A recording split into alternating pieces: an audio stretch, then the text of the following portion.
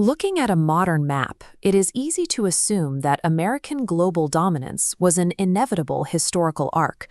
But in the late 18th century, the nation's survival was far from guaranteed. Following the Revolution, the United States was a loose, often combative confederation of 13 states.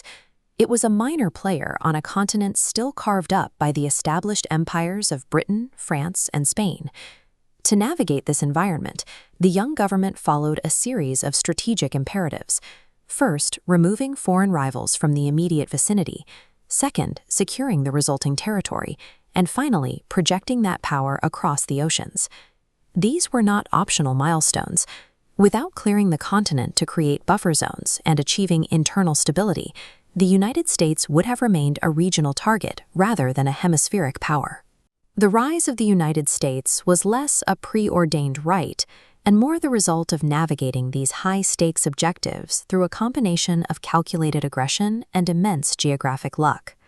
The immediate geographic hurdle was the wall of foreign territory. To the north, west, and south, the United States was boxed in by the colonial interests of the Old World. The first major opening came from Europe's own instability.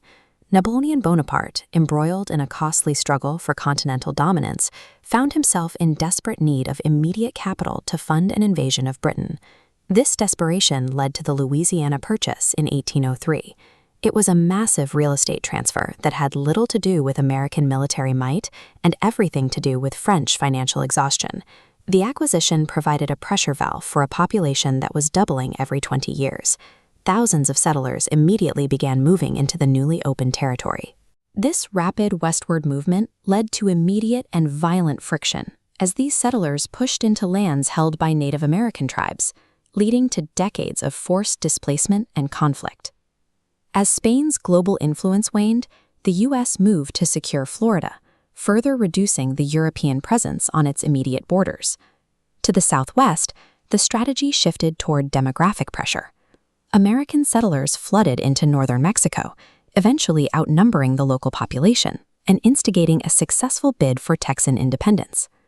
The subsequent annexation of Texas triggered the Mexican-American War.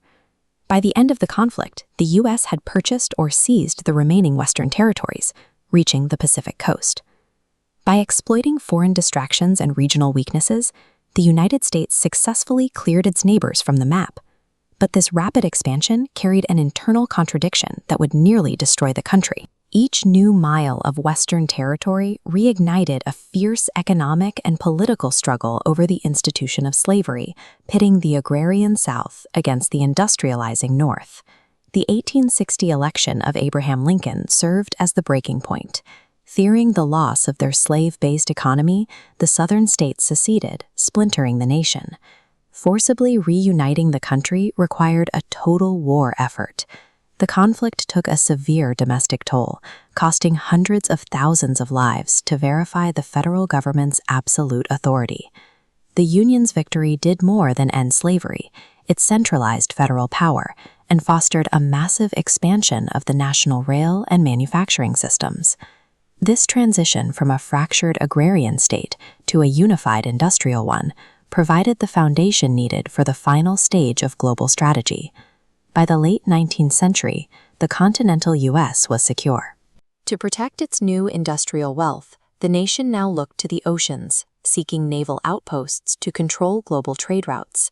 This expansion began with isolated claims, from remote islands valued for fertilizer resources to the purchase of Alaska from a cash-strapped Russian empire. In Hawaii, a strategic panic took hold. Fearing that Japan or Germany might use the islands as a base to threaten the West Coast, the U.S. abandoned its traditional isolation and annexed the territory in 1898. That same year, the mysterious explosion of a warship in Havana triggered the Spanish-American War. In a swift campaign, the U.S. dismantled the remnants of the Spanish Empire, taking control of Puerto Rico, Guam, and the distant Philippines. President Theodore Roosevelt aggressively projected this new influence, commissioning a modern Great White Fleet to demonstrate American naval reach to the rest of the world. The final strategic milestone was the Panama Canal. This massive industrial feat allowed the new Navy to quickly move between the Atlantic and Pacific, effectively doubling the fleet's impact. By jumping the oceans and establishing these maritime choke points, the United States completed its transformation from a vulnerable coastal strip into a global maritime empire. As the First World War dawned in 1914, the United States was no longer an underdog. It had become a unified two-ocean powerhouse with the industrial capacity to alter the course of global history.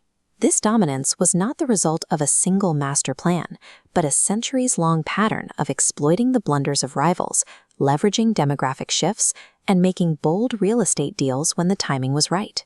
If the first 4 centuries of American power were defined by conquering physical territory, it leaves us with a new challenge. How does a superpower continue to expand when there are no borders left to cross?